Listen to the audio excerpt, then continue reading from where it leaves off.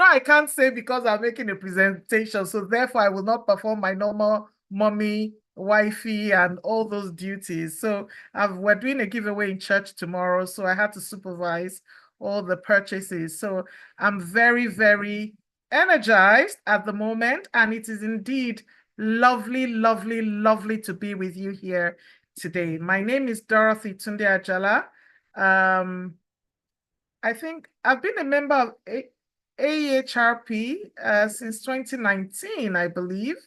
Yes, been a bit quiet on the platform these days, but I'm very much there, particularly now that we've moved back to WhatsApp. So, Oluwashola, as discussed, I'm going to please crave your indulgence to help me project, if you don't mind. Thank you so much. All right, that's fine. Yes, thank you so much. Thank you. Thank you, so that we can get right into it. So this topic is a very interesting topic because all of us are always talking about high performance culture, okay? And as usual, in as much as I'm leading the discussions, I would also like your input in the chat box and of course with your questions once it's time to ask questions. I'd like us to please be very engaging. All right. Okay. Shola, you're helping me, right? Yes, I'm working on it. It's network. It should come Okay. up soon. Okay. Dr. Michael, 5 years as a member. Oh, merci beaucoup. Thank you for saying I'm a very valuable member. Thank you so much. Yes, yes, yes, yes.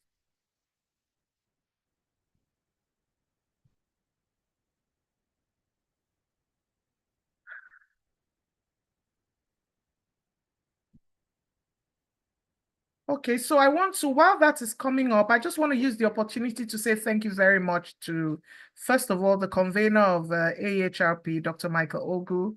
I'm totally grateful for the platform. I don't take it for granted. It's not about how long you've been a member. And sometimes you add value, sometimes you remain quiet, but because of, you're busy with one thing or the other. But I really do appreciate you. And I also want to thank the conference committee for all the work you're doing. Well done. And of course, the learning and development team as well. You're doing an excellent thing. In fact, one of the things that I truly appreciate about AHRP is the fact that we are shameless learners. And I give God praise for that. Well done. Well done. Okay. Should I just go ahead and start? While we work through the I'm just sorry, it's just because I can't project from my end. Yes, thank you. Okay, so today's topic is on critical leadership critical leadership skills to create and sustain a high performance culture. Next slide, please. And let's quickly take a look at the outline. Oh, this is yeah. So in terms of outline, we have 6 modules we want to deal with. The first is to understand the concept of high performance culture and its impact on performance and on the organization. The module 2 will talk about the role of leadership in shaping organizational culture, how we can develop leadership competency skills for high performance culture. We'll also be identifying what those competencies are. Then we will want to talk about the dynamics for building and sustaining high performance teams. And then we want to also look at the strategies that we can use to drive economic growth through high performance culture. Thank you.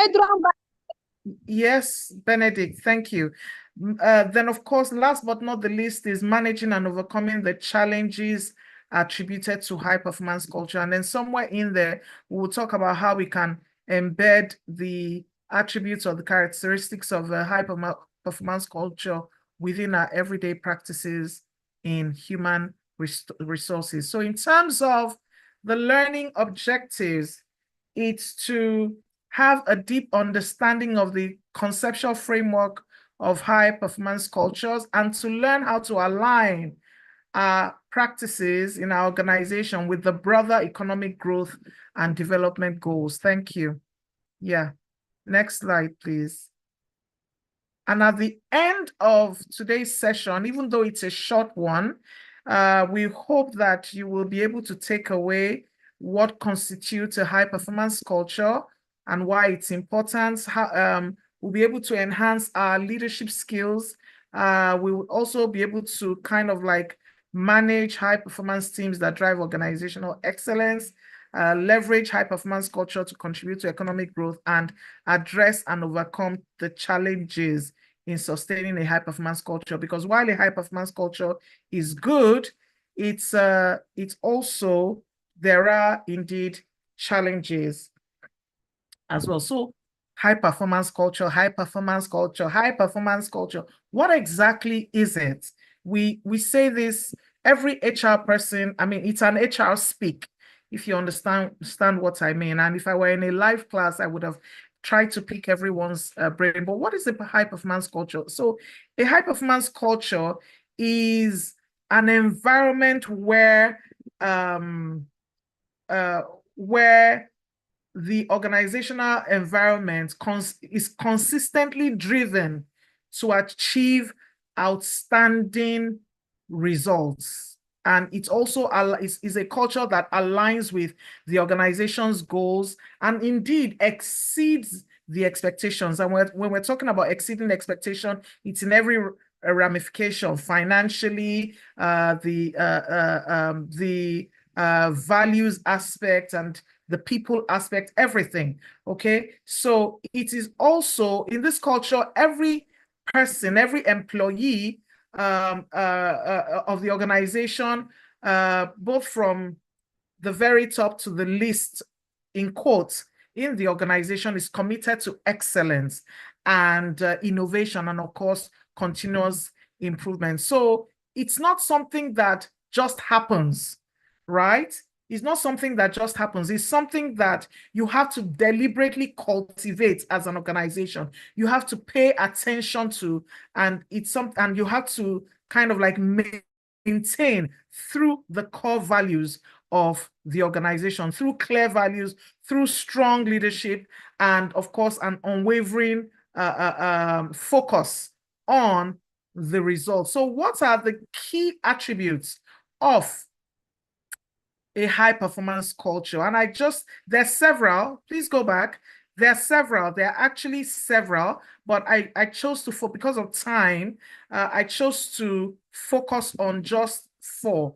The number 1 I would like to mention is alignment, which really refers to the congruence between individuals, teams, and organizational goals. And in that regard, it's that everyone understands the company's vision. They understand the end in mind. They understand where the organization is going and how their own roles contribute to achieving that objective. All right.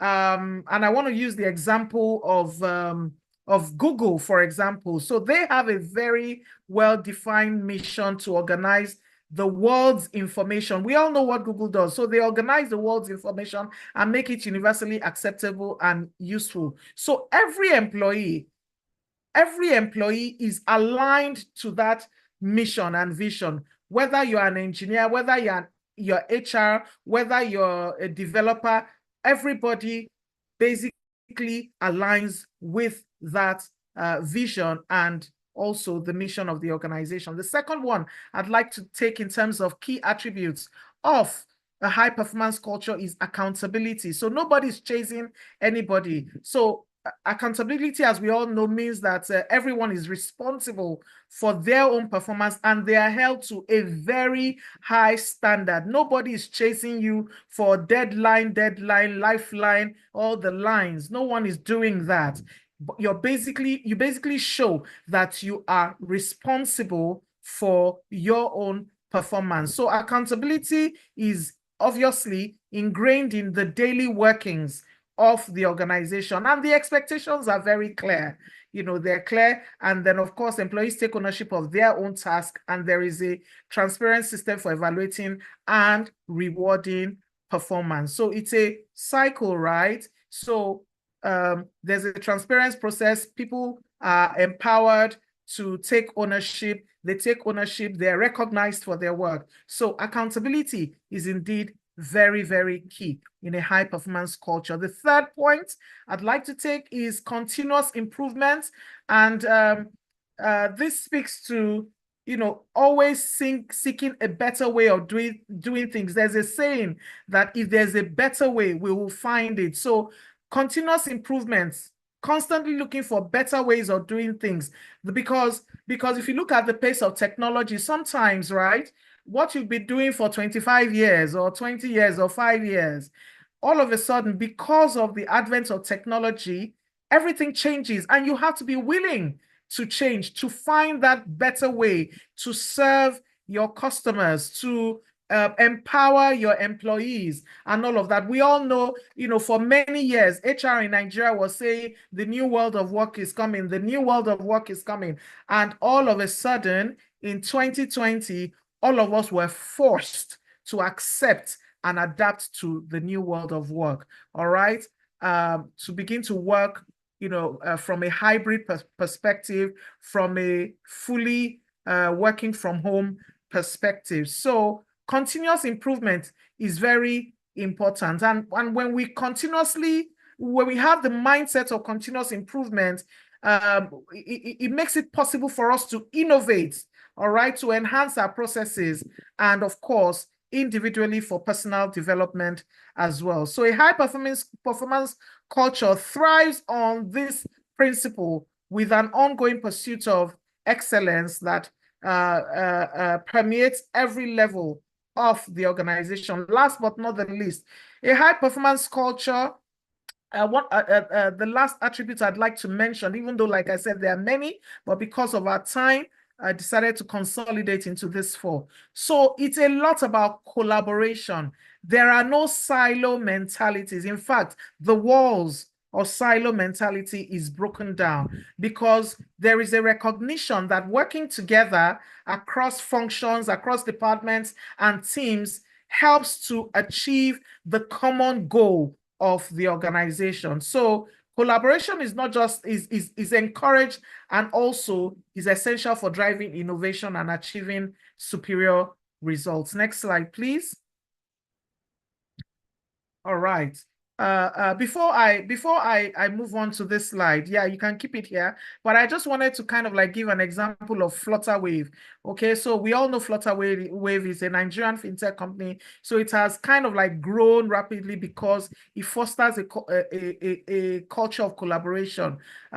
People really work closely together, and they can't help but work together because it's a technology organization. So they work together to develop payment solutions that meet the needs of businesses across Africa, and also helping them drive the company's success. So Flutterwave is, of course, one of the successful fintech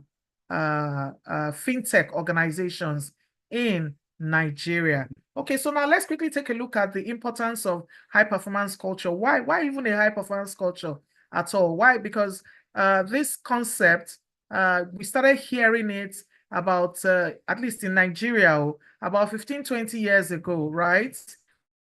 Why is it really necessary? After all, everybody can go to work, come back and still achieve their objectives, right? But it is so important for an organization. Like I said earlier on, it's something that is deliberately cultivated so that at the end of the day, the organization's ladder is leaning against the right wall. Okay, so it's important because it has so much impact. It has so much impact. It has an impact on productivity. It has an impact on employee engagement, and it has an impact indeed on profitability. And I'd like to just quickly go through how happens. So in terms of productivity, when a high performance culture impacts productivity because when employees are motivated per se to perform at their best, they are the company ensures that they are aligned with the company's goals, they are held accountable, and they're encouraged to continuously improve. Like I already mentioned, they are more likely to be engaged and productive. And we all know as HR professionals that engaged employees are much more productive than disengaged employees. Okay, all right. So of course, with this, the culture then serves to reduce inefficiencies because everyone understands their own role in the larger organizational context, and then they strive to contribute to the collective success of the organization. For example, let me use a Nigerian example. I understand that Dangote, in Dangote Group, they emphasize a performance-driven culture that aligns with its goals of being a leader in their industrial sector. So because of their focus on high performance, it has enabled Dangote to maintain its position as one of Africa's largest conglomerates with a high level of productivity across its organizations. Then impact on employee engagement. Again, just to again highlight in terms of what I have said before. So with a high performance culture comes when employees feel that their contributions are valued and that they're more likely to be engaged than when they are not. All right. Dr. Michael, I can see your face instead of my slide. Okay, so high performance cultures kind of like foster a sense of belonging and purpose, which in turn boosts the morale and reduces turnover. May I have my slides back, please? So let me use the example of InterSwitch. We all know InterSwitch, right? Okay, so InterSwitch, they are also a leading digital payments company, and they've cultivated a culture that drives employee engagement. So, and one of the ways they do this is by investing a lot in their people, providing opportunities for growth and recognizing outstanding performance, which has led to high levels of employee satisfaction and loyalty. In fact, I heard some time ago that one of the packages that InterSwitch offers, they actually kind of like they have like a package for the spouse of their employees, right? Imagine you being married to somebody that works in InterSwitch, and then you are receiving a package to go on a holiday or something. Ooh, of course they will be motivated. Of course, they will be engaged, right? All right. Then there's also the impact on profitability. Would you mind taking the slide one? Yeah, sorry, go back, please. Impact on profitability, I think I'll just use an example of UBA. I understand that their high performance culture served to expand its operations across Africa. So the bank's focus on excellence, accountability, and continuous improvement has led to sustained profitability and growth in their markets. All right. So that's the impact it can have. So you can see from what I've said so far, and I'm sure from your own research as well, that a high performance culture is key to sustain a competitive organization. Next slide, please. Next module. So in this module, we want to talk about the role of leadership in shaping organizational culture. Right. So what is the role of leadership? Next slide, please. What is the role of leadership?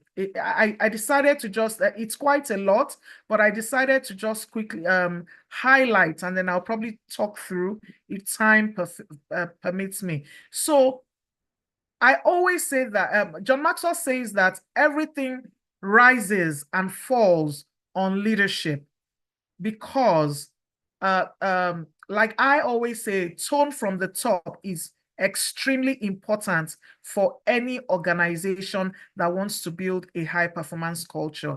And the way that leaders, you and I, leadership across board, can contribute to the creation and the sustaining of a high performance culture is by number one, setting the vision and values of the organization. So we can, and the, sorry, can you go back? Can you please go back a slide?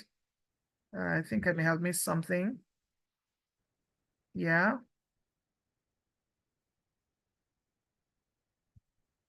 I'm so sorry. Just give me a minute. I think I missed something. Yeah. Yes. Go back. Yeah, we're fine. Okay, so what I had tried to do here was that, please go back a slide. What I had tried to do here was to say that there are so many roles of leadership in shaping organizational culture. The first one is about setting the vision and the value. So every leader must lead. If you're a leader in an organization, you must lead. And thankfully, HR has been shouting about having a seat at the table for years. And now we have a seat at the table. So we are part of the executive team or the leadership team. And as leaders within the organization, we must set the vision and the values. Some organizations, they haven't quite gotten to the extent of setting the vision and values of the organization, but this is very key. And what does a vision do for us? A vision, like I mentioned earlier, helps us to begin with the end in mind.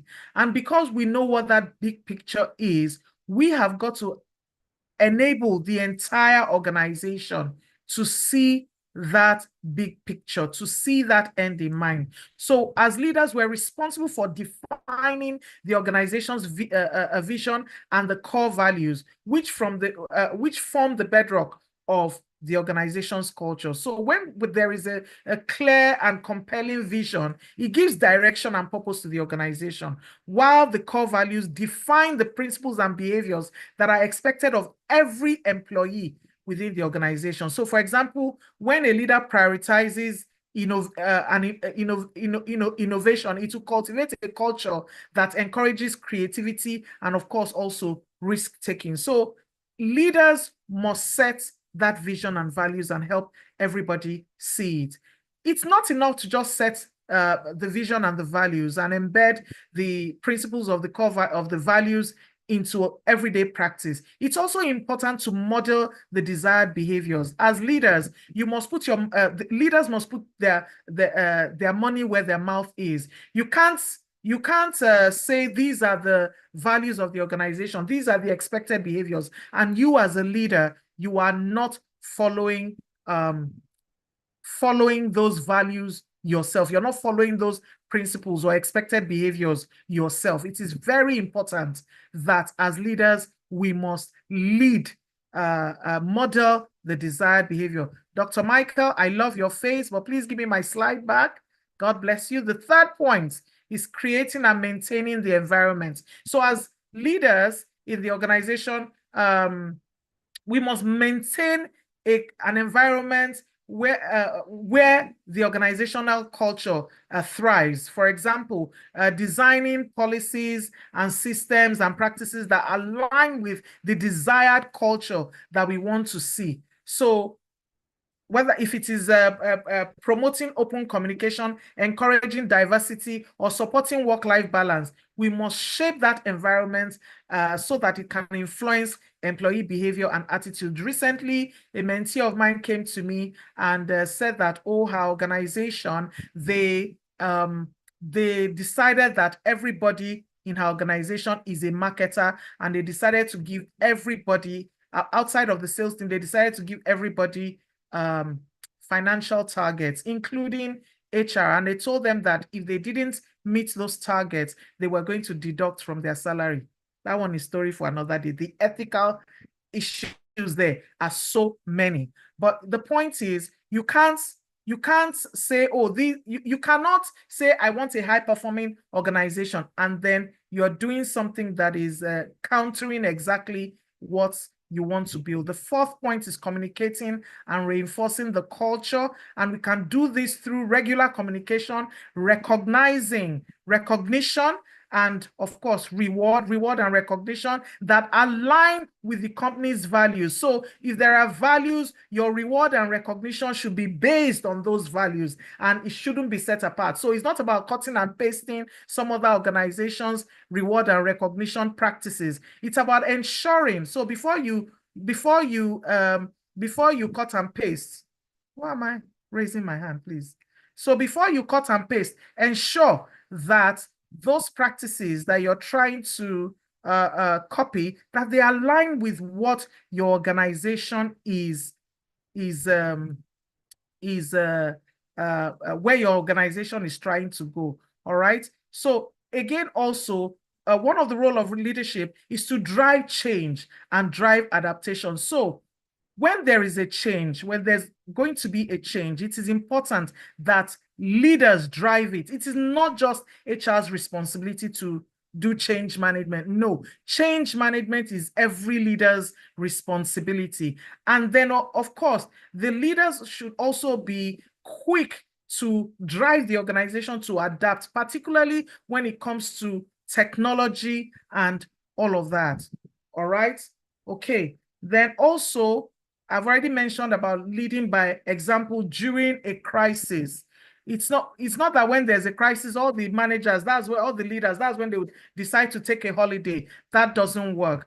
Of course, when there is they do say that the real you comes out during it is during a crisis that we know the real you, as it were. So as leaders in our organizations, we must be ready to respond to challenges, whether with transparency, with empathy, with resilience, so that it can significantly influence the organization's culture and its ability to navigate tough times. Because the way you handle crisis as a leader is the way that employees in the organization will also handle it. And one of the things I just want to bring out here, the other day, I think about 2 weeks ago, I was listening to a lady called Amina. I think she used to be a judge, and she talked about how she headed a parastatal, a legal parastatal in government. And she said something that really, really struck, got me thinking. She said that Nigerians, if they see that you are an ethical person in civil service, of course, that they're willing to go with you. They will watch you to say, is this one someone who loves ethics? They will align with wherever it is you're going. Some of them may not like it. They may try to sabotage, but they will align. So as leaders, we must be ready to show up and lead by example, particularly during crisis. We need to also, as leaders must also foster inclusivity and diversity, build and maintain trust, all right? And how do we do that? We build and maintain trust through being transparent, keeping promises. Don't tell people that you're going to give them a car and a driver, and then when they come into your organization, you renege on those promises, all right? When you consistently act in the best interest of employees, you will begin to build trust across the organization. I'm currently recruiting for a very top organization in this country. And I'm finding it very difficult because people are turning down the opportunity to work in that organization. They pay stupid money, as in they pay money, but people do not trust them. A lot of people do not trust them because they say that they do not have integrity. So the truth is, how do people perceive the organization? Because what you consistently do in your organization will lead people to have a perception of you and your organization. Leaders also encourage innovation and experimentation. They recognize and celebrate achievement. They support employee well-being, and they drive ethical standards and integrity. You cannot, just talking a bit around this issue of ethical standards and integrity. As a leader, leaders must show that they're people of integrity and they believe in ethical standards. So you can't have those whistleblowing policies and you're catching the thieves in procurement, in quotes, people who take bribe and all of that. Meanwhile, you are doing worse. So leaders must show themselves to be ethical, because people do know, and they do judge you by these principles. Leaders also facilitate organizational learning and development by creating a culture where continuous improvement is valued, by investing in employees, and of course, sustaining the culture over time. So it's as part of their role, it's not only to build, is to, of course, sustain. And if you notice, a number of big organizations are now creating departments for just sustainability alone. And it's important that, leaders play a role in that regard. So, yeah. All right, next slide. Thank you, Shola. Please, let's go to the next slide. So here we want to talk about, I don't have my slides yet. I don't know if you can see them, but I can't. Yes, trust is very key. Thank you so much for the comments in the section while we're putting back that slide. So yes, indeed, change management is everybody's responsibility. It's so true. And leaders must lead by example. A lot of the issues we have today in our organizations in Nigeria is because there is no trust in the organization. Dr. Michael, your face is showing again. I don't know if it's only me that is seeing this, but Shola, please help me with that. All right, or I'll just go ahead because of time, and then you can catch up with me later in terms of the slides. Is that okay? Dr. Michael, please help. Because you're showing, you're the one showing. Yes, right? I'm putting it up in a minute, Dorothy. Okay. All right, thank you. Sorry that I keep calling out your name. I'm so sorry. I hope you don't mind.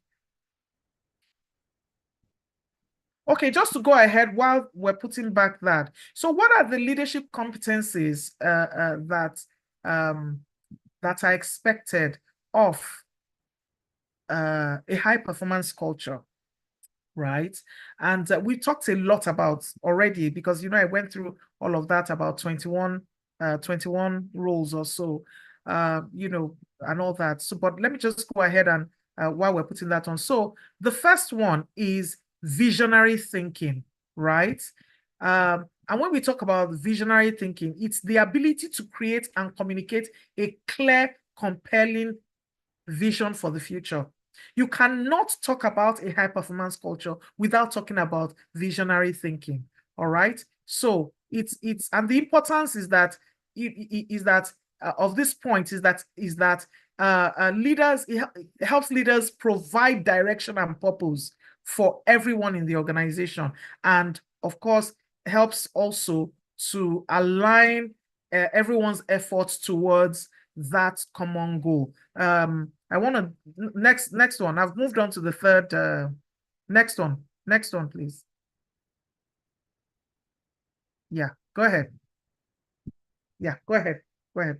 All right. So I'm told that Elon Musk, or rather I read that Elon Musk has consistently demonstrated visionary thinking by setting ambitious goals for his companies like Tesla and SpaceX. I mean, come on, whoever thought of going to space, for holiday, those are the kind of visions that Elon Musk has succeeded in making his employees see.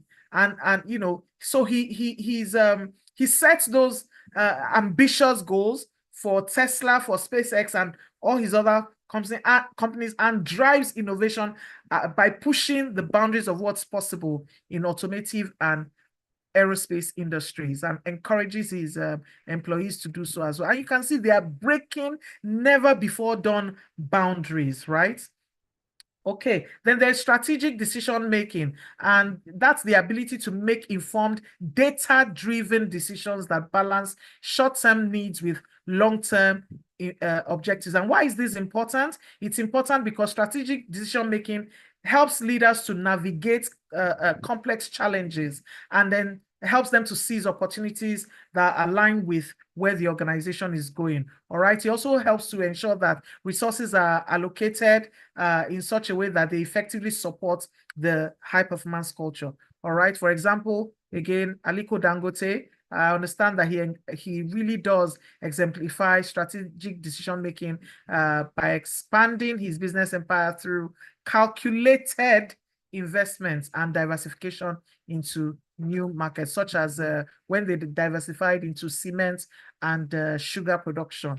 Then, of course, the next point, emotional intelligence, okay, is the capacity to recognize and understand and manage one's emotions and the emotions of others as well. And why is this important?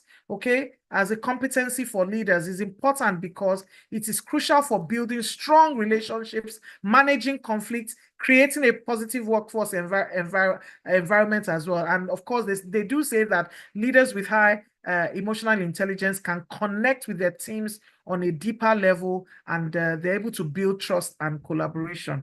All right. Then, of course, there's effective communication, there's accountability and integrity, there is adaptability and resilience, there's talent development and coaching. It's so many. I'm not going to be able to explain each and every one, but again, if you do have opportunity to see the slides, then you can also, but I will explain just a few. Collaboration and team building, innovation and creativity. It's the ability to encourage and drive innovation and creativity within the organization. I already used the example of Elon Musk, who does this very well, and because of that, he's been able to break boundaries never thought of. There's conflict resolution and negotiation. There's cultural sensitivity and inclusivity, and that is the ability to understand and respect cultural differences and promote inclusivity within the organization. This also includes cultural differences, yes, in terms of you know how it in terms of gender, in terms of tribe, in every other, diversity points as well. So these are competencies that are important for leaders. Of course, change management. All right. You can't just, when there is a change must be premeditated. That's the word I want to use, but it must be appropriately planned and managed. And you must also design how it is going to be communicated. You don't just go and announce a change. Let's use the example of what happened with the fuel subsidy. There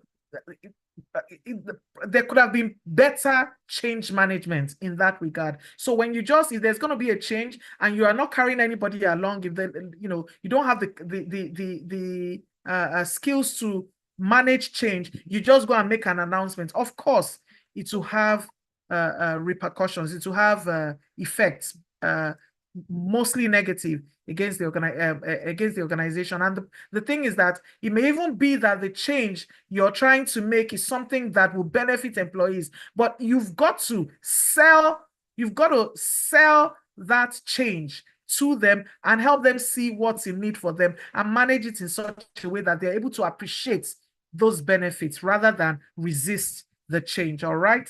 Then also there's accountability and ownership. I've talked a bit about that. I talked about ethical leadership earlier on. Delegation and empowerment. This is another one. There's always one discussion or the other about delegation and empowerment and how leaders hover over their people, not empowering them to take certain decisions. So what is delegation and empowerment? Is the ability to delegate tasks effectively and empower team members to take on responsibilities so they can grow on their roles, and so also can give leaders leeway to focus on other more strategic things as well. Why is this important? Delegation is key to leveraging the strengths of each team member, and it helps to ensure that leaders can focus on strategic priorities. Okay, when we empower employees, it boosts their confidence. Okay, because when they do it the first time, they fail, they get up, they do it again. The more they do it, the more confident they become, and of course that helps their growth as well. Innovation and agility, I've talked a bit about that. Cultural and social intelligence is the ability to understand, appreciate, and leverage cultural and social dynamics within a diverse workforce. Continuous learning and development, very key. No matter how high you are as a leader, you must be open to continuous development, because that keeps the organization competitive and employees engaged. Leaders who prioritize learning, they inspire their teams to develop new skills and innovation, contributing to sustained high performance. So as a leader, you can't say, I have arrived. You must be always open to learning, okay? And last but not the least is, that's not last but not the least, customer-centric leadership, okay? Placing the customer at the center of decision-making and strategy. And when we talk about customers here, we're talking about both internal customers and also external customers as well. Managing crisis, purpose-driven leadership, networking and relationship building, very, very important. This is an area that I have to deliberately, I put it every year as a point, because I'm one of those people, when I'm working, I zone out. And things that I also don't like traveling. So if you invite me for an event that is not very far, I have to kind of like, I have to, force myself.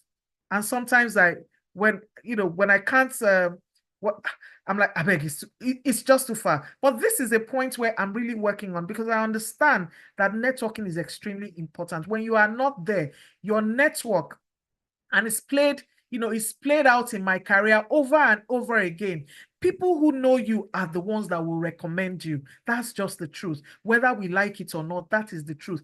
People who know how competent you, they will not recommend you just because they know you. They would recognize you because they see the competence. They know what you can do and all of that. All right. So networking and relationship building is an extremely important point. Inspirational leadership. The last one is the skill of inspiring and motivating others to achieve their best, even in challenging circumstances. And why is this important? It's important because when leaders create a positive, energizing work environment, it drives high performance. They motivate their teams by setting an example and showing confidence in their abilities. Next slide, please.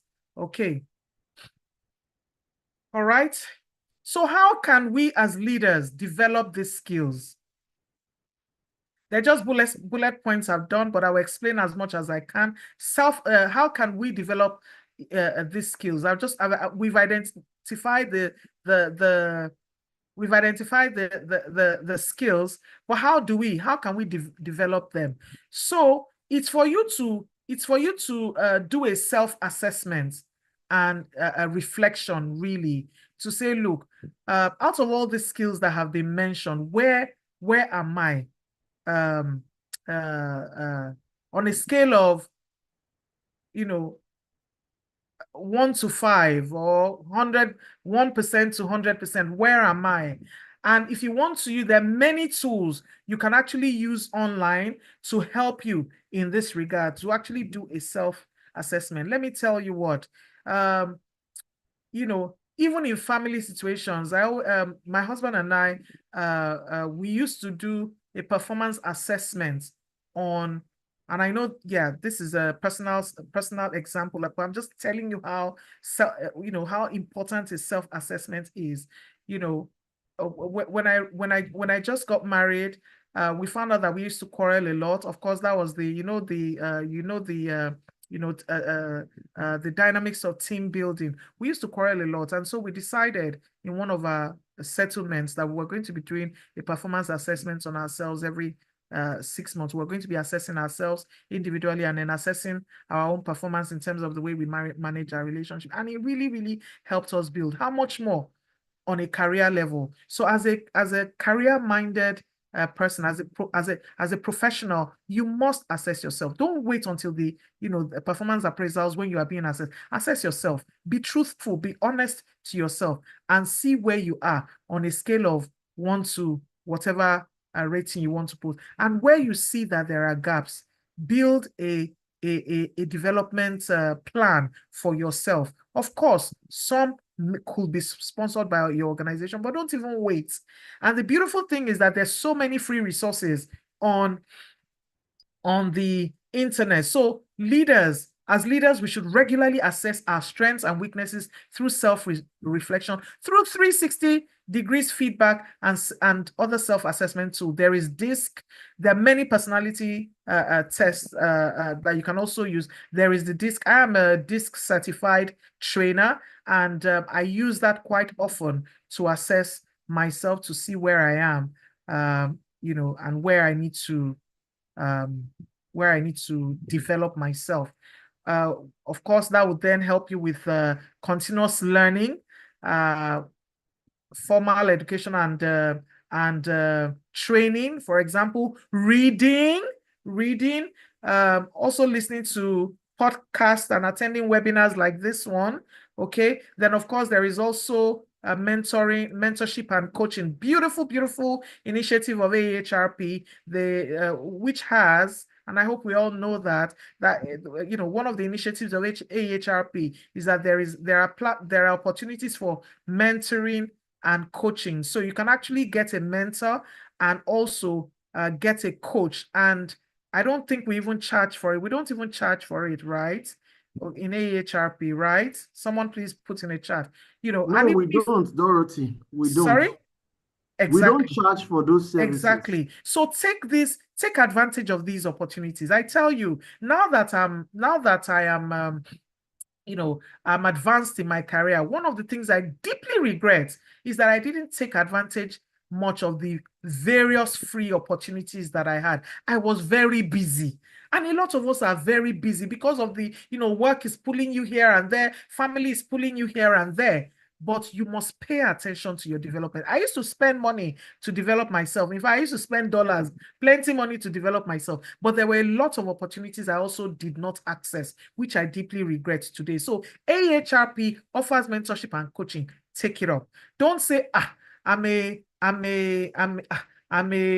high, I'm advanced in my career. How can somebody be mentoring or coaching me? My dear, I got a project recently and I realized that, look, at this project, I'm not very good at, shouting all over the internet in terms of what I'm doing. In fact, I do so many things, and yet I'm not publishing those on the internet. Once in a while, I write on LinkedIn and all of that.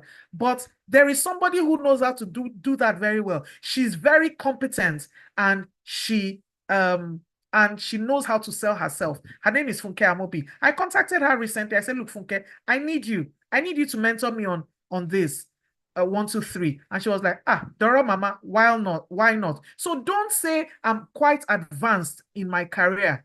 Do you understand? Look for somebody to mentor you.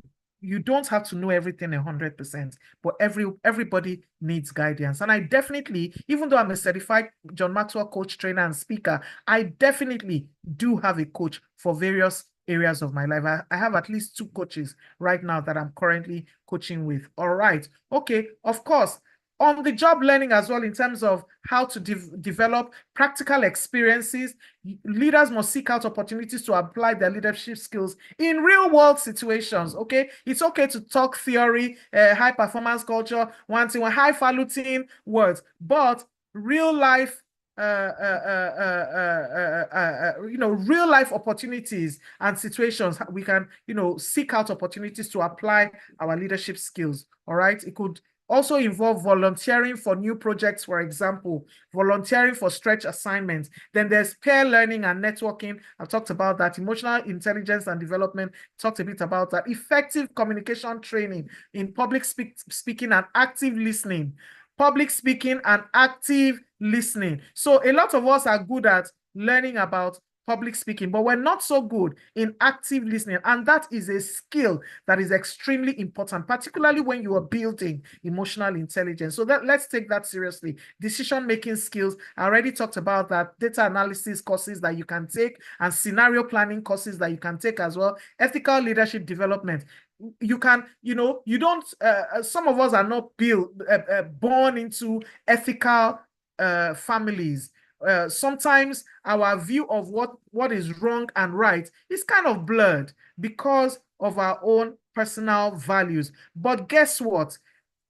You can actually learn. Attend ethics trainings and it can help. Delegation and empowerment, again, you can also learn on this, do trust building exercises with your team, feedback, for example, honest feedback. And next point, resilience and adaptability, innovation and creativity, empathy, and compassion, all very important for in terms of how to develop. And there are, of course, several others that I've listed here. So let's move to the next slide, please. So that's basically how to develop those skills, all right? So what are the dynamics for building and sustaining performance teams? Next slide, yes. Yes, sorry, this is really small, but I hope you can see it. I hope you can see it. So again, if you notice, we've been talking vision, clarity of vision, clarity of purpose since the beginning. And that is because we cannot talk about it enough. That is the bedrock of building a high performance team. And in terms of talking about clear and compelling vision, we're really talking here about shared purpose and goal alignment, some of which I've already talked about. So the team, just to say that the team must understand and align with where the organization is going, and they must see how they contribute to it. Up to the cleaner in the office must see how they contribute to the vision of the organization, and get everybody to have a sense of purpose and direction. Strong leadership in terms of visionary leadership and a servant leadership. Leaders must focus on empowering their team members by removing obstacles. So the role of leadership is to remove obstacles and provide resources and facilitate their team's success. Another dynamic is effective communication. In this regard, we're talking about ensuring there are open channels for communication, transparent and frequent communication. Okay, and one of the ways that we do that very well, I was interviewing someone the other day, and I was after the interview we got into a discussion, and I was saying, look, you had the opportunity to kind of like the person was a friend, by the way, to talk about open channels of communication. For example, like just having from the desk of the CEO, let's say Dr. Ogu, Michael Ogu, from the desk of Michael Ogu, where you share what's happening with the organization. And as much as sometimes there's certain strategies of the organization that are confidential, but there are some we can share. Let's share. Or we even if you can't say we achieved a 50 million naira this month, you can say we achieved 5% or 10% or 80% of our financial target. There is room. Just let's be transparent. Okay, so open channels of communication, active listening, having a feedback culture, not waiting until somebody fails. Don't be a Nigerian policeman. Apologies to any police person on the call, but don't be a Nigerian policeman who removes the signs and then waits for people to make the mistake and then jump out. No, when there is an issue, leaders must address it immediately, because if you don't, you are robbing the employee of the opportunity to learn. You are also robbing the organization of the opportunity to progress. All right, and and indeed robbing the organization as well of contributions into building that high performance culture we all talk about. All right, so trust and psychological safety is another dynamic that is extremely important. And if you've been on the internet, but in some of the HR groups I belong to, there's been a lot of talk about psychological safety. Psychological safety, and one of the key ways that we can address that issue is by building trust. Okay, and then when we talk about psychological safety, we know that it talks to where team members feel safe to take risks and express their ideas and admit their mistakes without fear of retribution.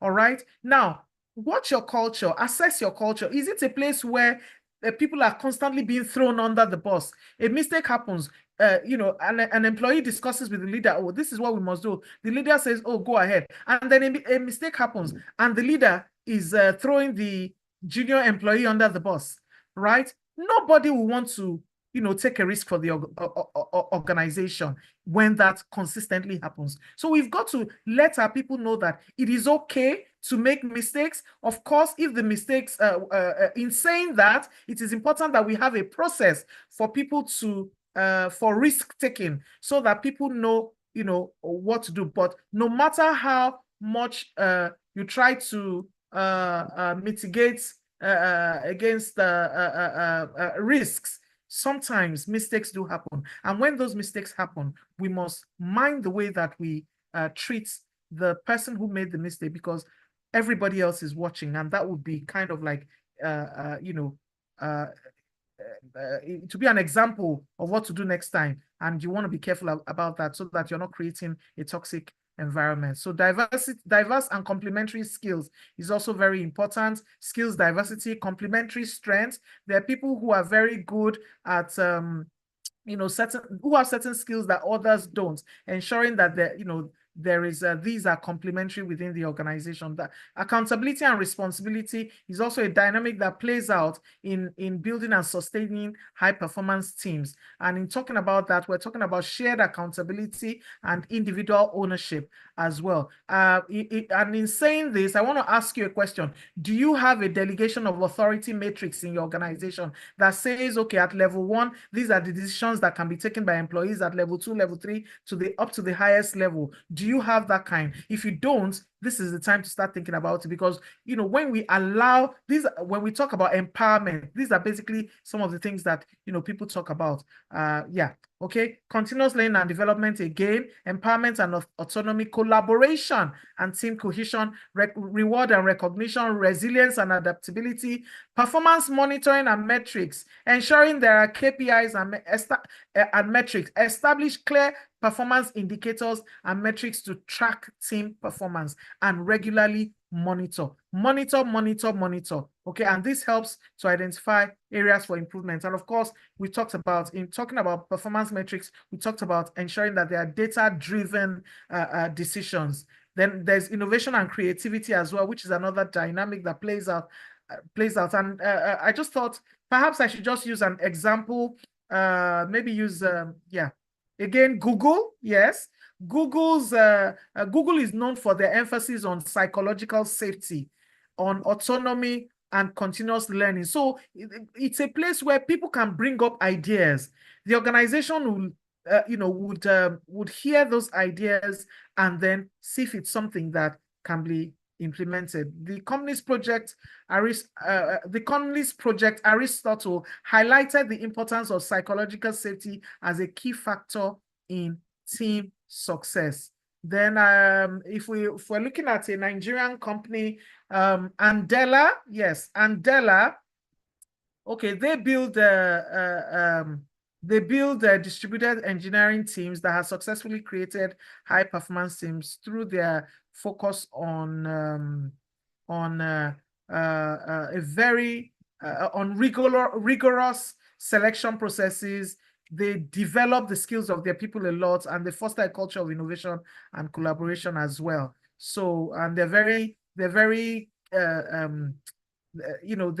keen on they lay a lot of emphasis on diversity and inclusion, which has also played a role in their success as well. So those are the dynamics for building and sustaining high performance teams. If you really look at it, all the things I've been saying since we started, they're really related, all right? And it's really very simple. It's just about us, kind of like bringing it all together and see how this plays out. So here is what I would also say to us as HR people. So it's okay to be out there on social media and be talking about all the things that we talk about, and be, everybody is a coach, teacher, presenter, everything now. But what are we doing in our organization? It was very disappointing for me recently when I heard that, someone who had been in an organization is quite, well known in the HR space, and somebody else goes there and sees that not one not one policy is written down, you know. So yes, by all means, let's go and be showing ourselves on social media, but please, let's do the work. Let's do the work, because remember, as we're doing the work, we are actually leaving a legacy. And one day we will leave those seats and somebody else will sit down. And what are they going to say about the legacy we have left behind? Very, very important. All right, let's move on. Okay, module 5, we're almost done. We're almost done. All right, module 5, strategies for driving economic growth through high performance culture. Again, most of the things I have talked about, what are the strategies?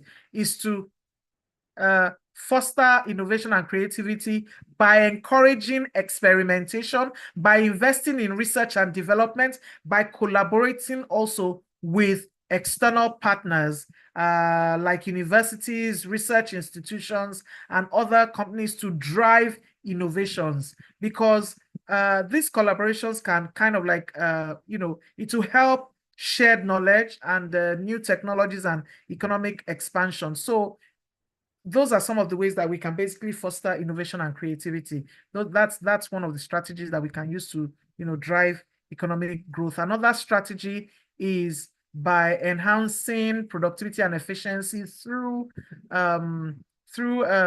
process optimization, like continuous improvement practices, okay, like agile methodologies to streamline our operations and reduce waste and improve efficiency, and some of those things that, we all say, higher productivity levels and all of that.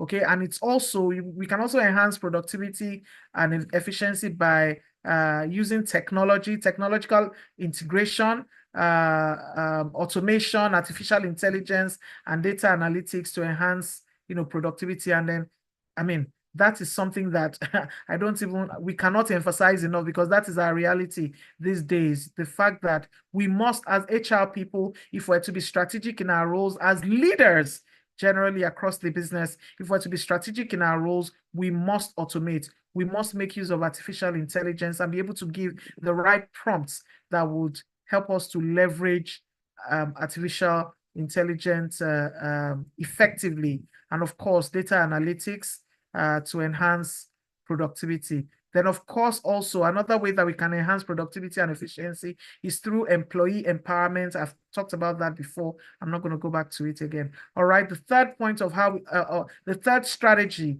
that we can use is to build a skilled workforce. Excuse me. And in building a skilled workforce, we must ensure that, there's we must invest in the continuous learning and development of our employees, so that we can indeed build this highly skilled workforce we're talking about. And then we must be able to attract and retain the right talents, okay? Not just talent, but top talents. Like I always say, if you want to build a high performance culture, no be beans, no be yam. You've got to get the right talent that can help you build that culture, and you've got to prioritize their employee growth and satisfaction, so that you can retain the top talent that you have bought.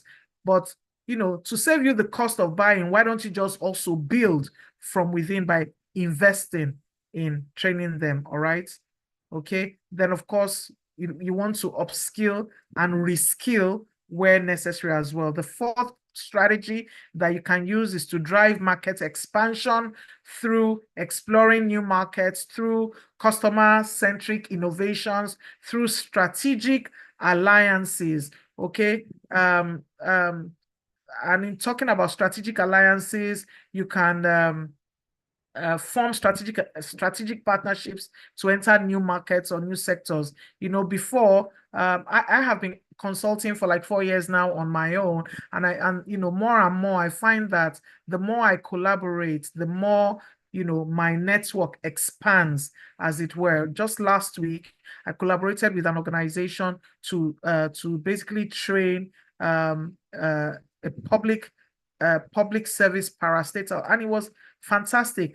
On my own, it would probably take me time to access those kinds of opportunities. But because of collaboration, that gave me, a fantastic platform to also showcase my skill and all of that. And so collaboration is the way to go. Partnerships is the way to go any day, anytime. You can also, another strategy is to promote sustainability and corporate social responsibility. I talked about how organizations like MTN, they've created now, and not just MTN, other organizations across Nigeria and indeed globally, they've created a sustainability department. They've always had a CSR department, but now they've created a sustainability department that actually takes care of that. So and that's by integrating sustainable practices and CSR initiatives to for the future success of the organization.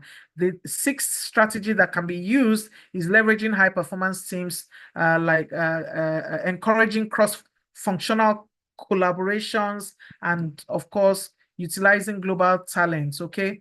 Then, of course, seventh strategy is by driving organizational agility. Not sure of my time right now, through driving organizational agility through adaptive leadership and flexible structures, okay?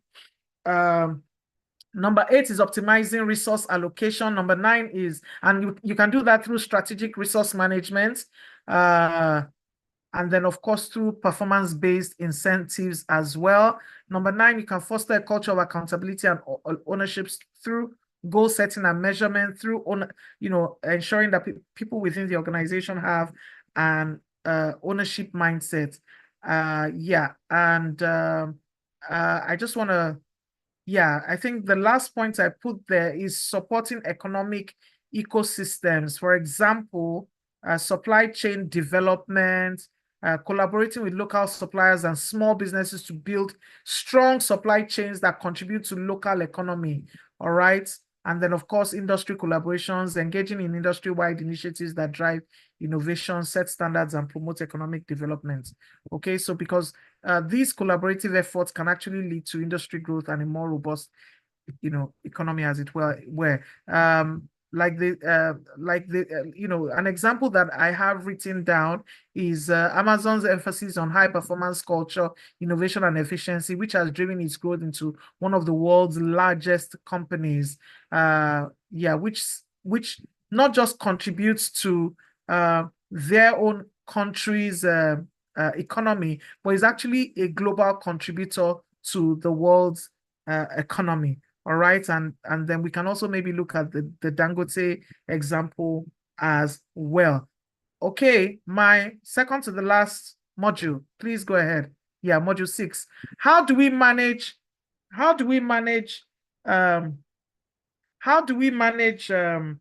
sorry about that. How do we manage and overcome the challenges attributed to a high performance culture? So, in as much as yes, we're driving a high performance culture, it can also be a very pressure oriented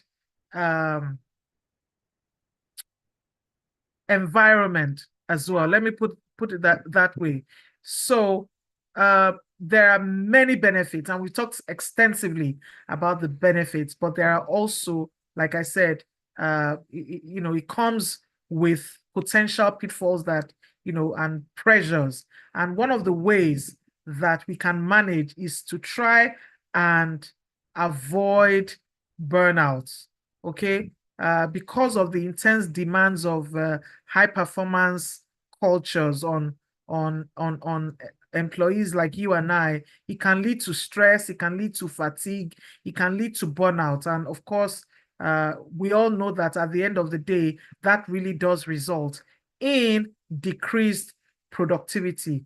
And then, of course, when people are too stressed with the environment, it also can cause a high turnover rate and a toxic environment as well. And in avoiding burnout, one of the ways we can do this is to ensure that we promote work-life balance in our organizations, okay? Encouraging our people to take breaks, to go on vacations, and to disconnect after work hours. and to implement flexible working arrangements where possible. And very importantly, to let our employees know that just because you sent an email at 2 a.m., you are not expecting them to respond, right? Because people manage their days differently. I, for one, I find out that when everybody is asleep, oh my Lord, I just love that peace and quiet, and I really do work. But it's not something that is sustainable, because as a human being, I need to sleep as well. So we need to let our employees know that we manage ourselves differently. If I send a mail at 2 a.m. or at 5 a.m., I'm not expecting you to respond, so that we can manage their expectations. All right. Another strategy under avoiding burnout is mental health support, is to provide resources for mental health support, like counseling services, like stress management workshops, like wellness programs. All right. When I worked at one of the companies where I worked, it was a very high pressure environment. So what we did was just simply by putting table tennis in the, and what's the other game called? Can't remember the name of the game. In the lunchroom, people started going on breaks. People who would usually just stay and eat, not eat, but they would stay and not go on breaks. People started going on breaks because it will give them opportunity to interact with people and, play table tennis and all. So, of course, let's help people manage their workload. All right, and not, manage their workload in such a way that it is realistic and manageable. Don't say, oh, no, we are a high performance team, so you give them 5 people's work to do. No, we must help, leaders must help employees manage their workload and assess their capacity on a regular basis and redistribute workload where necessary. Excuse me. The second strategy is to maintain consistent performance. And the challenge here is that, sustaining a high performance over time can also be difficult because of performance dips that can happen because of fatigue and changing circumstances or loss of motivation. People go through stuff in their lives, and we must be able to recognize. That's where emotional intelligence is important for leaders. We must be able to recognize when it looks like, okay, this person is not performing the way they were before. Instead of screaming and saying, you're not performing, your performance level has dropped, let's try to find out what's happening, because there may be certain dynamics in their life that is, that are changing, and therefore they are, they're stressed out and their performance is dipping. Recently, also, one of my mentees came to me. She got pregnant and unplanned, and then her family wanted, and the guy's family wanted them to do the right thing and for them to, quickly get married, because they didn't want them to have a child outside of wedlock. And guess what? The CEO will not allow her to go for her, to take leave for her wedding because she's not up to 1 year. 1 year. And those horrible leave policy that we have, that is based on our 1852 labor laws that we have refused to change, that says that until somebody spends 1 year working, they cannot go on leave. Oh my goodness. I feel that policy is draconian, and it's something we need to begin to think about, because the truth of the matter is that I'm not saying, okay, somebody joins the organization and you begin to just give them leave. That's not what I'm saying. I'm saying 1 year is too long. For crying out loud, people accrue leave on a monthly basis. Hey, they need to go on leave, allow them to go on leave. And, the more we begin to trust people with some of this, trust people that they really and support them, we'll be able to, we'll be able to earn their trust, and they'll be even more engaged and be more productive for our organization. Don't even get me started on that leave policy, please. All right. So we need to think about things like that. So sometimes there are certain dynamics in people's lives that they need to manage. So we need to support them. All right. And one of the ways we can help them to maintain consistent performance is continuous feedback. I've talked about that. Reward, incentives, and recognition, ongoing training. Third point of how we can manage and overcome challenges in this regard is by avoiding a toxic competitive environment. All right. So there are some organizations who pit employees against each other. There is a bank, I don't know if they still do it, but they used to do it, a while ago. Oh my goodness, they will give crazy targets to their employees, then they will send them to the same customers. It just, come on. And then you see them fighting, and sometimes, and I'm saying this based on experience, someone who lived in my house actually experienced this, not once, not twice. So you then have two managers, one from headquarters and one from branch, competing against each other. And of course, the ones in the headquarters who at the end of the day take the account. And these are things that do not help. These are things that set toxicity within the environment. So one of the ways we can manage, avoiding a toxic competitive environment is to be collaborative, have collaborative goals, actually ensure that even in incentivizing, we have team incentives. Yes, that's what team incentives, because they will promote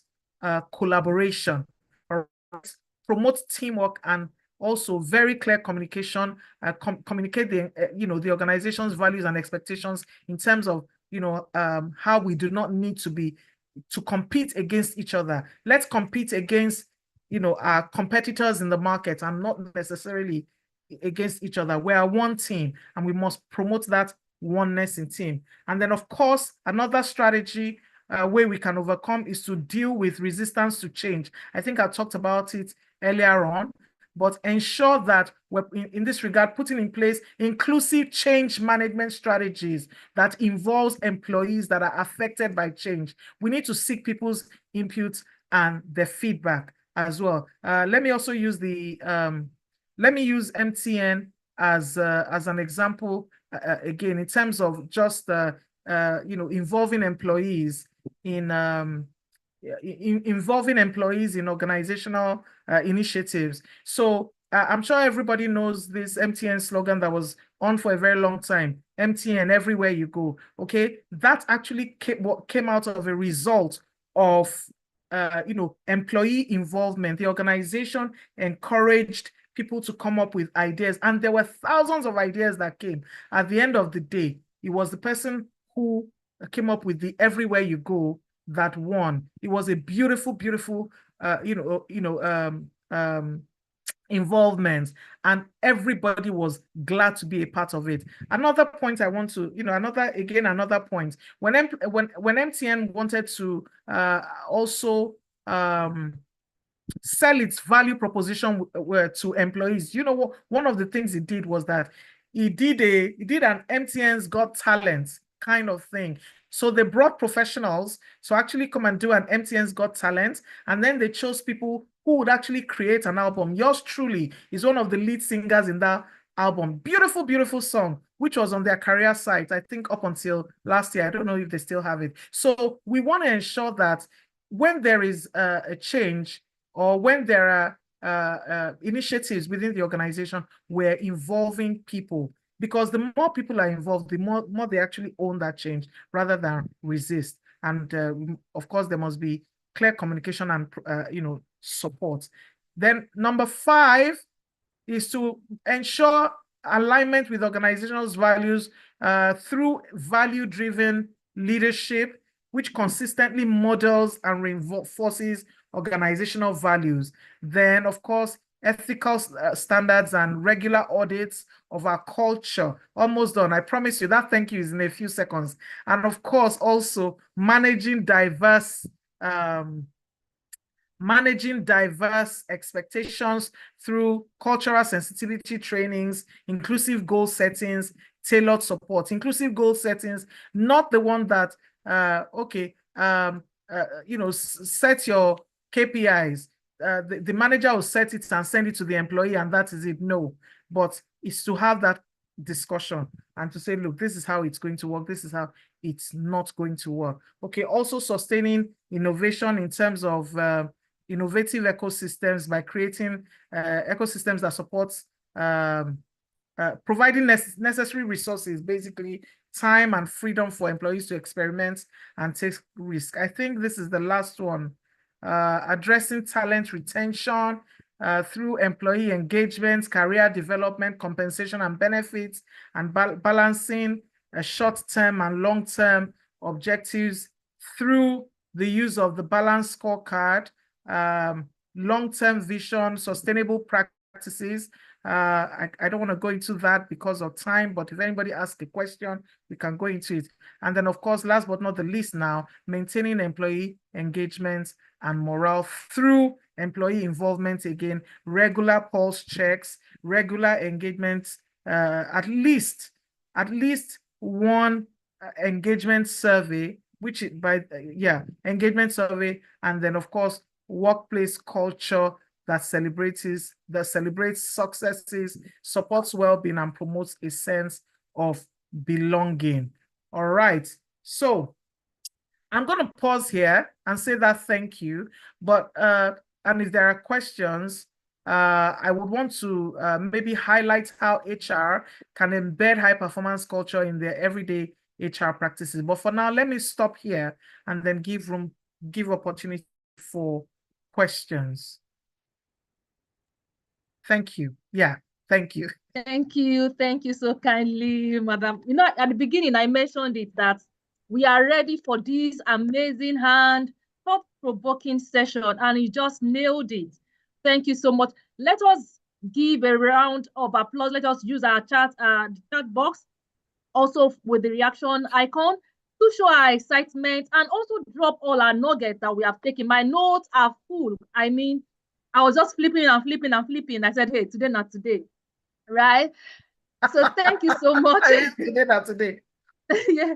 So thank you so much for giving out yourself. You know, it just shows that passion in you, and you're actually speaking from the depth of your mind, and also with different life experiences that you shared, even your personal experiences in your family and all that. You know, please let us just drop all the nuggets that we have, you know, noted in the course of the session. All right, because you spoke so much and so in depth, right? Speaking to collaboration, we cannot all do it alone. We need our people, we need to network and be intentional in connecting. You also mentioned that people will only know you, not by knowing you, your name, but for your competence with what you know how to do. How you do it is why people will recommend you. You know, getting into all this collaboration is because of the competence that you had demonstrated. So this it's a whole lot I had just was just flipping into my head, and I said, you know, you also mentioned self-reflection, assessing ourselves, right? Assessing ourselves will help us even to develop better, all right? And to also listen. Yes, we are very, very good in speaking.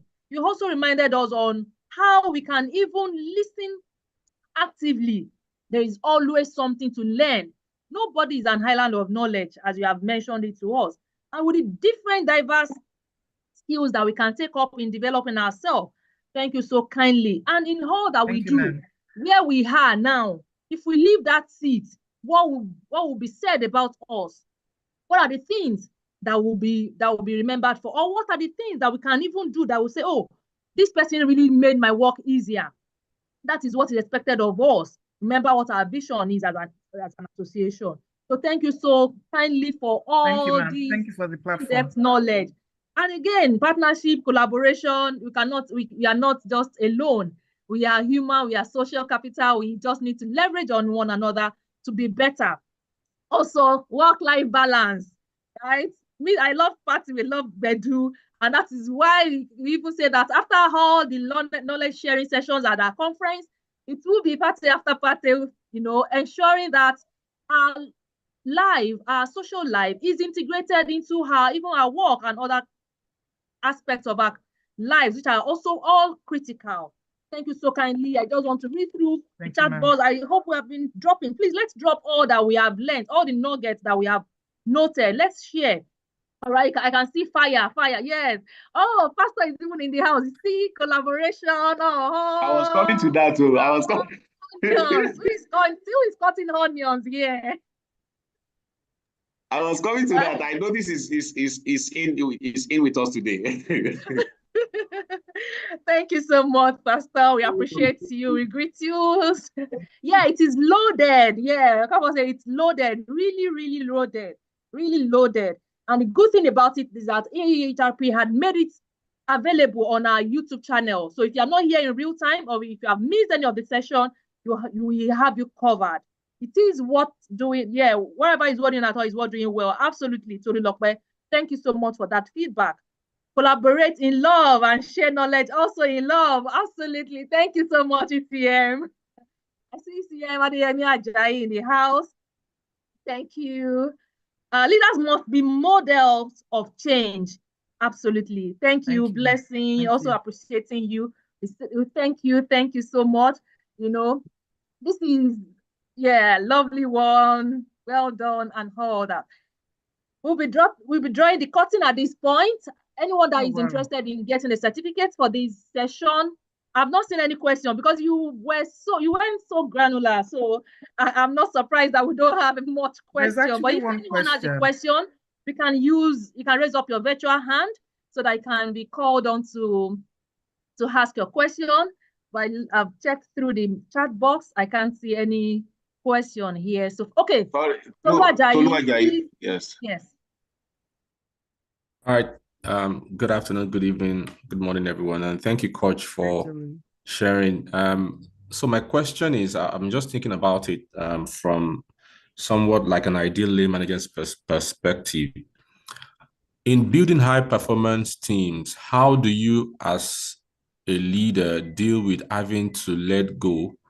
When I mean let go now, having to see those actual high-performance team move on to the next stage. How do you deal with that?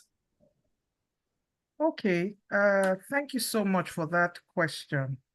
So let me, the truth is this. I'm going to use an example. Let me use an example of myself. So when I worked in the telecoms organization for 7 years, and while I was there, I was the shopping ground. My team was the shopping ground for trained NYSCs. And one of my strategies at the time was, if you're going to join my team, the central HR, I was a business partner. I was managing almost over 1,000 employees in the teams. I was managing 5 divisions. And they knew me that if you send me a copper and I have not given them my test, that I was not going to take. I didn't even care what you had to say, because my coppers, the first day they join my team, I tell them, I believe in the philosophy of a copper, but I don't want a copper mindset. You are a professional, so you act like one, you deliver like one. And I would give them a test. It was just an essay that helped me to also assess the way they work and the way they think, to know how to manage them. And after 1 year, I will have a queue of leaders across the organization who wanted my coppers, and they became high performers. Some of them are still within that organization, even though I have left there for over 10 years. And it used to be painful because I didn't have a head count. I had a temporary head count, but I didn't have a permanent head count. But I knew that it was difficult, but you don't focus on one person in your team alone. What you want to do is to try and replicate as many as possible and start that development from day one. Because in as much as you build a high performance in a team, you would also become the shopping ground for other teams in the organization who are looking for good people, particularly at the next level. So don't just focus on building one person. Try and build as many as possible, and actually have a documented strategy that when they come in, this is what I'm going to do. It's painful. There's nothing we can do about it. A second example I want to use. So there's this person, I don't know if she's on the call right now. She had never done HR. She was a young, hardworking lady who was interested in HR, but she had never done HR. She was working in one of these organizations where they send them out into the streets to go and bring results. And she did 1 year with me. And after she did 1 year with me, small consultant with my small consultant company, paying her small money, a fintech company, one of these tech startups, came to take her. And she told me, she said, look, they've offered me a car. They've offered me a car, and they've offered me salary, which is so and so many times what I'm currently earning. I had no choice. It was very painful, but I had to let her go because I cannot be a stumbling block to her progress. I would rather retain her in my network as a champion, as as my champion, as an alumni within my network, than be a stumbling block because I'm being selfish. And it's also not to say, okay, they gave you car, but I can monetize that car. No. Do you understand what I'm saying? It's painful, but we've got to unleash people to go and succeed. And let me tell you, they'll forever be grateful to you for it. She's left me for 4 years now, but guess what? She's doing some work for me right now, even though she's working weekends. I have projects. Yes, thank you. She remains my ambassador indeed. So it is painful, but we have to have a strategy for developing people, replicating, what we want to see. Developing other people, but we must let them go. You cannot keep a high flyer forever. You've got to release them. There is a saying that if you care about someone, you need to let them go and flourish. At the end of the day, they remain your ambassador. We're still very close. Her name is Favor, by the way. We're very close. We talk all the time, and she's currently even on some projects I'm working with. Yeah. Painful, but we're like those mother hens. Mother hens can't keep their chicks in the nest forever. They need to unleash them and let them fly and let them soar. Yeah. Thank you. Thank you so much. I hope that answers your question, Tulu Ajayi. And if you didn't, please feel free to say it didn't answer. No, you've answered my question. I think you did All justice to it. Thank you so much. Thank you. So do we have any other question? Anyone? There's no message, there's no question in the chat room. There is another one. There is one there. Okay, when a high-performing team, result-driven, is led by a toxic leader who brings results but have unacceptable behavior, that's culture, in the face of a leadership that is mainly focused on results, what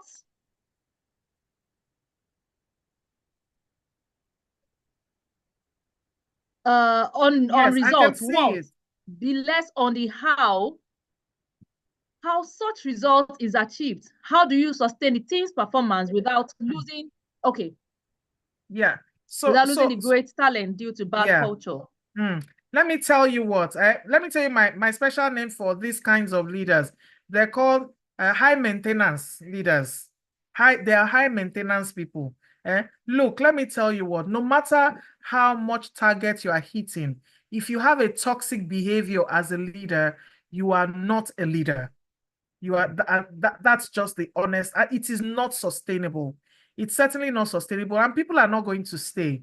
We all know that saying that employees actually, when they resign, it's actually their managers they are leaving, and not necessarily the organization. So yeah, a toxic leader brings toxicity into the team, and over time, they will lose talent. There's no other way to say it except to fire that leader. Trust me.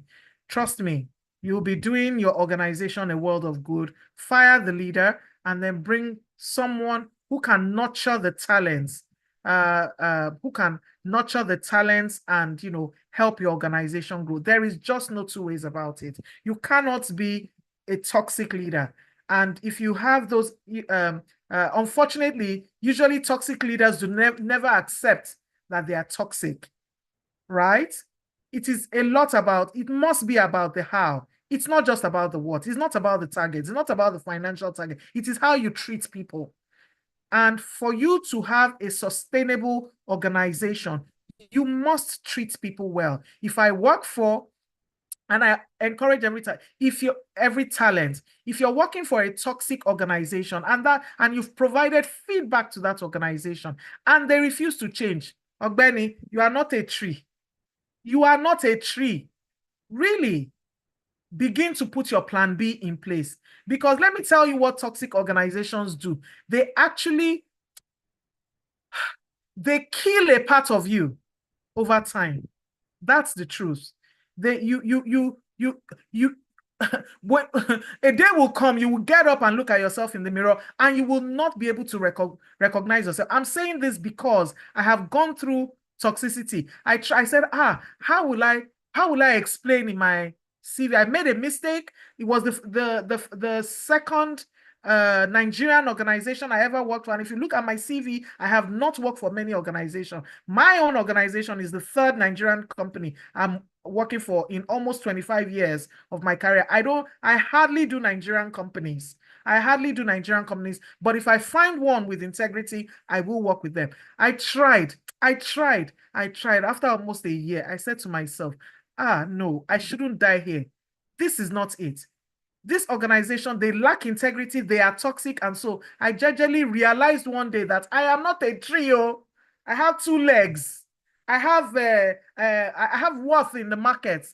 I gradually carried my things and I went away. And as I was on my computer working, monetizing the advice I normally, people normally ask me for in any way, a company came calling, a multinational came calling. You lose your self-confidence when you work in a toxic environment. And I advocate any day. Please, I know our economy is hard, but please have a plan B for exiting that organization as much as possible. And if you're a leader that is toxic, repent.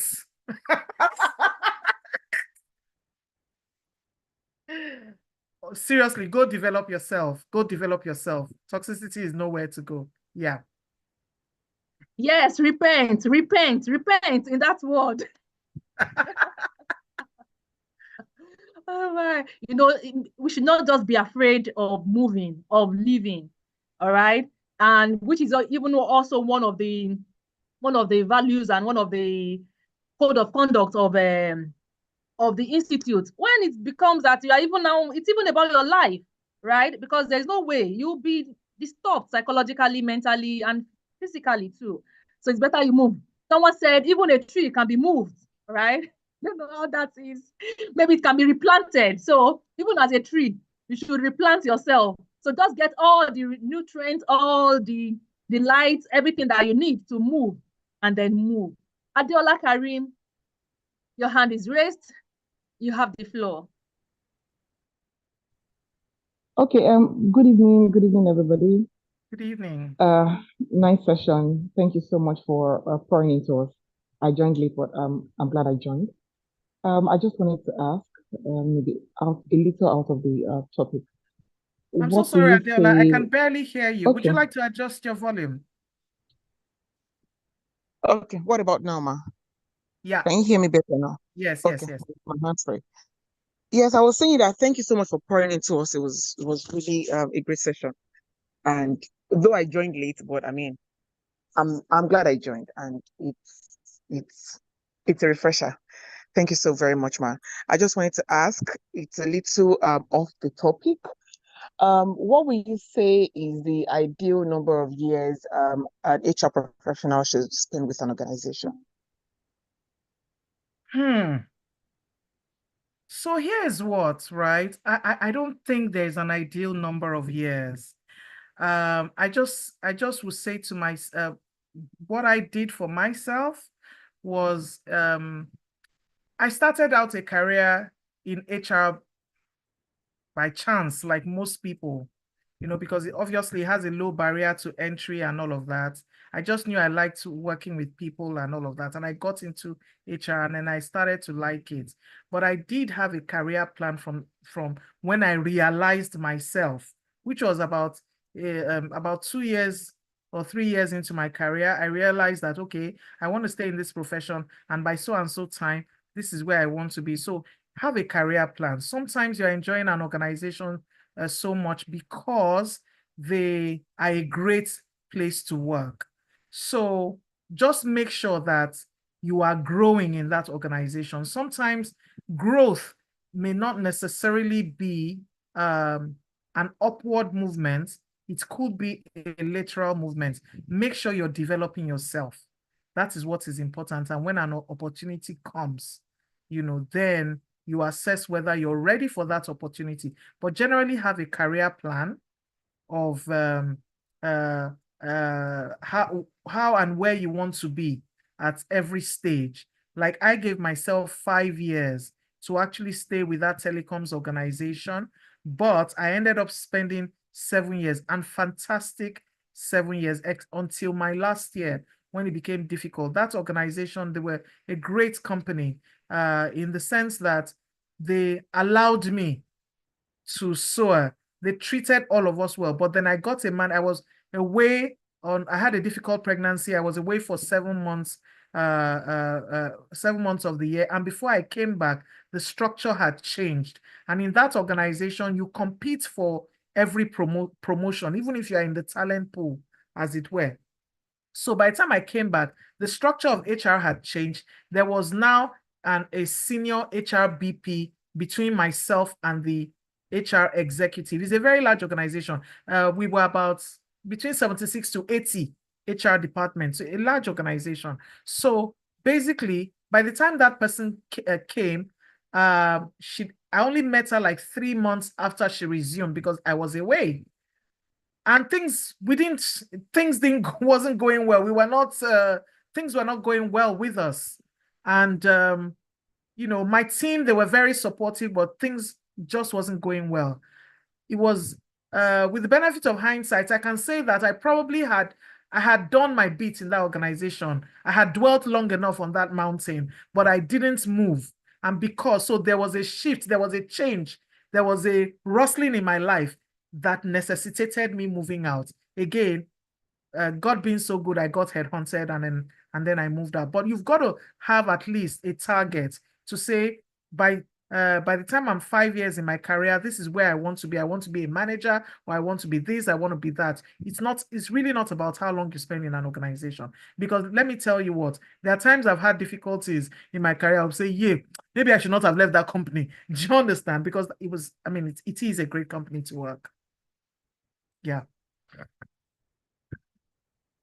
Thank you so much for that response. It is not how far, but how well. So you decide what's best. You give your own self that target on 1 year, 2 years, 3 years, and things can always change. That is a flexibility that comes with it.